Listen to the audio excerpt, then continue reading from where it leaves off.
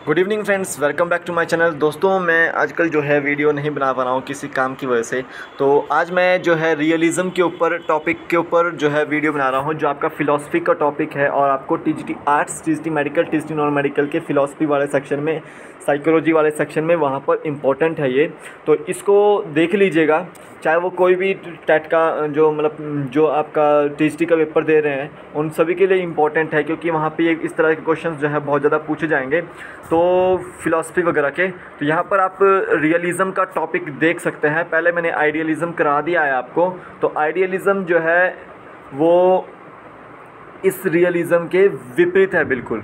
तो उसको अगर नहीं देखा है तो आपने आई बटन में देख लेना है उसको, वहाँ पे वीडियो मिल जाएगी। आप आई वीडियो के ऊपर क्लिक कीजिए, आपको आई बटन दिखाई देगा, तो वहाँ पर आप देख सकते हैं। तो आज रियलिज़म के ऊपर बात करेंगे। रियलिज़म जो है वो एक तरह से यथार्थवाद है जो फोकस करता है मटेरियल्स के ऊपर।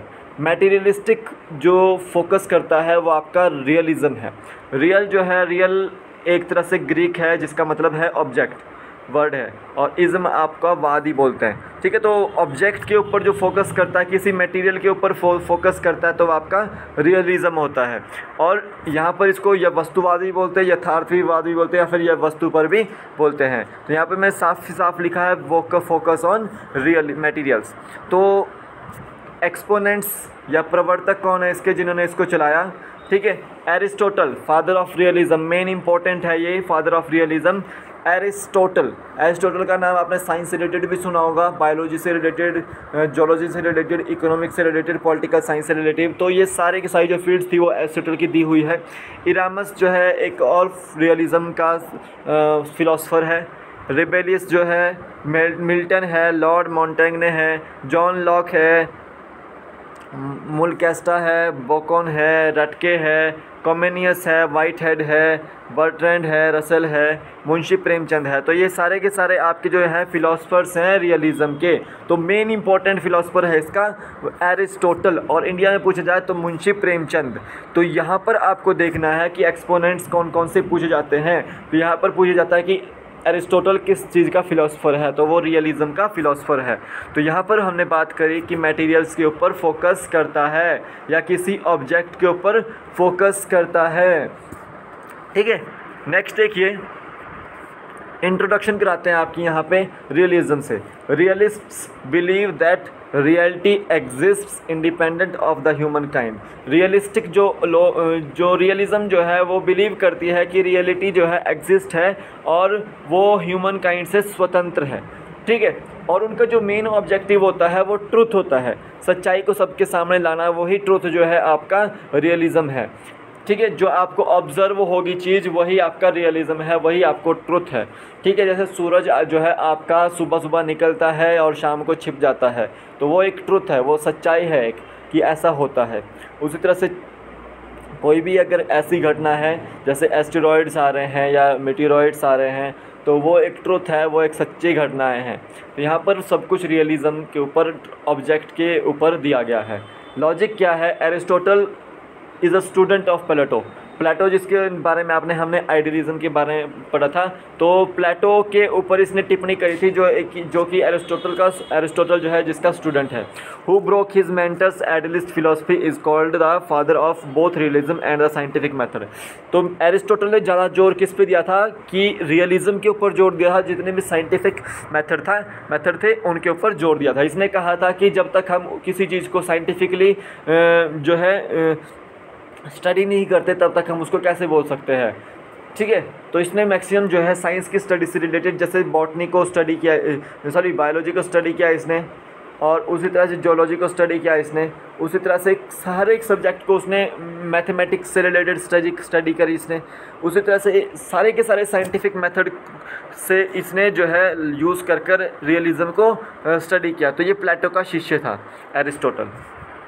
लॉजिकल चलता था हमेशा, किसी भी ऑब्जेक्ट को जो है सबसे पहले ये स्टडी करता था, तो इसको बोला गया था father of realism, both realism and scientific method.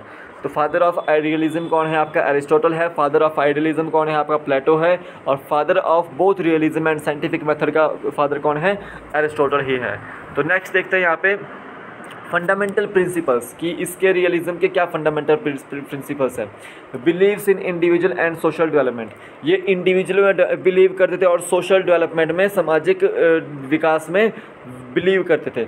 It believes in on importance of material world, material world के ऊपर ये इम्पोर्टेंस देते थे ज़्यादा और उनके ऊपर बिलीव करते थे, किसी ऑब्जेक्ट के ऊपर बिलीव करते थे ये, ठीक है। The focus is on body और ऑब्जेक्ट्स, मैंने कहा कि किसी भी मटेरियल के ऊपर, ऑब्जेक्ट के ऊपर जो है, किसी भी बॉडी के ऊपर ये बिलीव करते थे। Cause and effect relationship and scientific principles are universal accepted, तो ये रियलिज्म ही वाले थे फिलोसफर जिन्होंने साइंटिफिक मेथड को, साइंटिफिक प्रिंसिपल्स को यूनिवर्सली एक्सेप्ट किया, ठीक है, यूनिवर्सल ट्रूथ मानना। उसी तरह से यहाँ पर देखिए फुल्ली साइंटिफिक एटीट्यूड यहाँ पे इन्होंने अपनाया, फुल्ली साइंटिफिक एटीट्यूड जो है इन्होंने अपनाया। बेस्ड ऑन प्लूरलिस्टिक कंसेप्ट, जो आपका आइडियलिज्म था वो एक तरह से इसके विपरीत था, वो एक मोनोलिस्टिक था और ये प्लूरलिस्टिक है, ठीक है। तो ये जो आइडियलिज्म थे ये साइंटिफिक नहीं बिहेव करते थे, ये किसी भी सच के ऊपर बिहेव करते थे, लेकिन ये सच को शो करने के लिए साइंटिफिक चलते थे, ठीक है। तो यहाँ पर इनकी एक खूबी थी, तो यहाँ पर आपको पॉइंट्स याद रखना है कि वो इंडिविजुअल में बिलीव करते थे, सोशल डेवलपमेंट में बिलीव करते थे, मटेरियल वर्ल्ड में बिलीव करते थे, और उसी तरह से आपका बॉडी और ऑब्जेक्ट्स के ऊपर बिलीव करते थे, फोकस करते थे, और साइंटिफिक मेथड्स के ऊपर अपनाते थे, और साइंटिफिक एटीट्यूड रखते थे, प्लूरलिस्टिक कंसेप्ट रखते थे। नेक्स्ट देखिए प्रिंसिपल्स ऑफ एजुकेशन। एजुकेशन जो थी वो आपकी साइंस के ऊपर बेस्ड होती थी इनके समय पे, उनके समय पे सारी एजुकेशन दी जाती थी हिस्ट्री के ऊपर, पॉलिटिकल साइंस के ऊपर, इकोनॉमिक्स के ऊपर, आइडियलिज्म के समय पे। लेकिन यहाँ पे ओनली साइंटिफिक मेथड जो है, साइंस जो है, इन्होंने बोला कि ओनली साइंस जो है एजुकेशन में होनी चाहिए थी, ठीक है। Emphasis on behaviour and experiment, experiment के ऊपर इन्होंने ज़्यादा जोर दिया, बिहेवियर के ऊपर इन्होंने ज़्यादा जोर दिया, ठीक है। थर्ड इंपॉर्टेंट पॉइंट देखिए, child and his present life are the centres of examination. जो आइडियलिज्म वाले थे उनका जो सेंटर था वो आपका टीचर था, कि टीचर जो है बीच में होना चाहिए।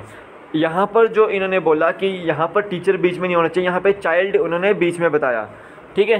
तो चाइल्ड उन्होंने बीच में बताया। सेकंड फोर्थ पॉइंट देखिए, it opposes book learning. Idealism ने बोला था कि बुक लर्निंग करनी चाहिए, बुक लर्निंग करनी चाहिए, लेकिन इन्होंने ऐसा मना कर दिया, इन्होंने अपोज कर दिया। इन्होंने कहा कि साइंटिफिक चलना चाहिए, साइंटिफिक सोचना चाहिए और एक्सपेरिमेंट करते रहने चाहिए इन्हें। Both the individual and society are valued, दोनों ही इंडिविजुअल को भी और सोसाइटी को भी वैल्यू देनी चाहिए, ठीक है। सोसाइटी से ही आप लोग समझते हैं, ठीक है।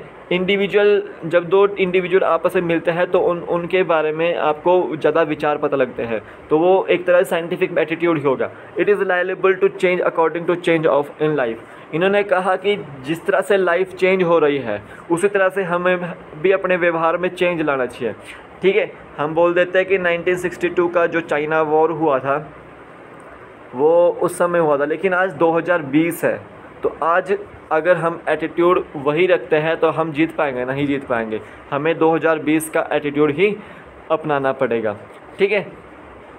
नेक्स्ट देखते हैं AIIMS of education. AIIMS of education क्या है कि छात्र को उसकी रियल लाइफ से अवगत कराना ही एम्स ऑफ एजुकेशन है, ठीक है। छात्र की फिज़िकल और मेंटल पावर को डेवलप करना ही एम्स ऑफ एजुकेशन है, ठीक है। छात्र को, बच्चे को हैप्पी लाइफ के लिए प्रिपेयर करना ही एम है एजुकेशन का, रियलिज्म में, ठीक है। और उसके अंदर ट्रेनिंग ऑफ सेंसेस को डेवलप करना ही एम्स ऑफ एजुकेशन होना चाहिए, ठीक है, रियलिज्म का। उसी तरह से वोकेशनल एजुकेशन यानी कि वोकेशनल ट्रेनिंग, साइंटिफिक मेथड अपनाए जाने चाहिए एम्स ऑफ एजुकेशन में, ठीक है। उसी तरह से चाइल्ड नेचर और सोशल एनवायरनमेंट को एक्विट करना चाहिए, ठीक है। ये आपके एम्स ऑफ एजुकेशन है। तो साफ साफ इन्होंने कहा है कि साइंटिफिक मेथड चलना चाहिए, वोकेशनल एजुकेशन होनी चाहिए, छात्र को रियल लाइफ से अवगत कराना चाहिए, छात्र को हैप्पी लाइफ कैसी होती है वो बतानी चाहिए, ठीक है। मेंटल पावर को बिल्ड करना चाहिए छात्र की, और चाइल्ड नेचर में बदलाव लाना चाहिए। नेक्स्ट देखते हैं क्यूरिकुलम कैसा होना चाहिए। सबसे पहले रियलिस्टिक क्यूरिकुलम होना चाहिए। रियलिस्टिक क्यूरिकुलम यानी कि जैसे आपको साइंटिफिक चलना चाहिए, ठीक है, और छात्र को रियल लाइफ से अवगत कराना चाहिए। दूसरा, डे टू डे एक्टिविटीज़ होनी चाहिए कुछ ना कुछ आपको डेली जो है सीखने को मिलना चाहिए।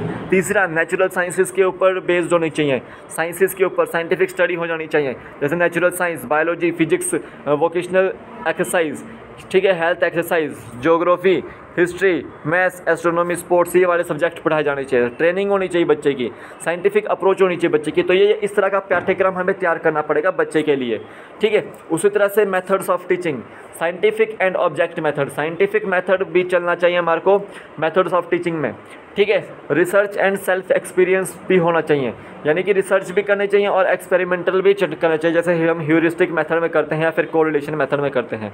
तो ये आपकी मेथड्स ऑफ टीचिंग है। टीचिंग की मेथड्स कैसे होनी चाहिए? साइंटिफिक और सेल्फ एक्सपीरियंस और रिसर्च वाले। उसी तरह से यहाँ देखिए टीचर कैसा होना चाहिए? एक टीचर एक तरह से सुप्रीम लीडर होता है और चाइल्ड एक तरह से यहाँ पे सेंटर में होना चाहिए।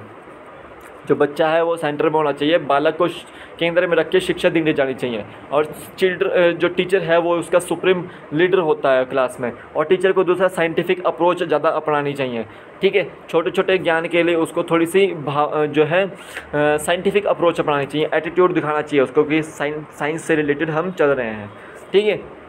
नेक्स्ट चलते हैं, टीचर हमने कर लिया है। डिसिप्लिन कैसा होना चाहिए? एक सिस्टमेटिक डिसिप्लिन होना चाहिए, सिस्टमेटिक सिस्टम से चलना चाहिए, ठीक है। और एक इम्प्रेशन पड़ना चाहिए डिसिप्लिन का कि अगर टीचर अपना रहा है कोई डिसिप्लिन तो छात्र को भी वही डिसिप्लिन अपनाना होगा। तो यहाँ पर सिस्टमेटिक डिसिप्लिन जो है चलाना चाहिए, ठीक है। यहाँ पर देखिए स्कूल कैसा होना चाहिए? स्कूल एक वेल प्लान्ड सोशली एक्टिव होना चाहिए, वेल प्लान्ड होना चाहिए। जैसे आपका 9 से 6-3 का स्कूल होता है तो ये वेल प्लान्ड स्कूल होता है। तो इसी तरह से जो है स्कूल होना चाहिए। और स्कूल एक तरह से मिरर ऑफ सोसाइटी है। स्कूल में हमें वही बातें सिखाई जानी चाहिए जो सोसाइटी के लिए लाभदायक हों, ना कि हानिकारक। तो यहाँ पर हमने ये काफ़ी सारे रियलिज़म के टॉपिक्स जो हैं पढ़े हैं, तो आशा करता हूँ कि आपको समझ आया होगा। तो ये रियलिज़म के जो टॉपिक्स हैं आपके लिए वो टीजीटी के लिए बहुत ही ज़्यादा इम्पोर्टेंट हैं। तो जिन्होंने देखे हैं टॉपिक्स तो यहाँ पर आप सर्च कर सकते हैं रियलिज़म, ठीक है, फ़िलॉसफी। तो अगर आपको कोई और वीडियो चाहिए तो मेरे साथ बने रहिएगा। अगर किसी ने चैनल को सब्सक्राइब नहीं किया तो सब्सक्राइब कर लीजिए। जय हिंद दोस्तों।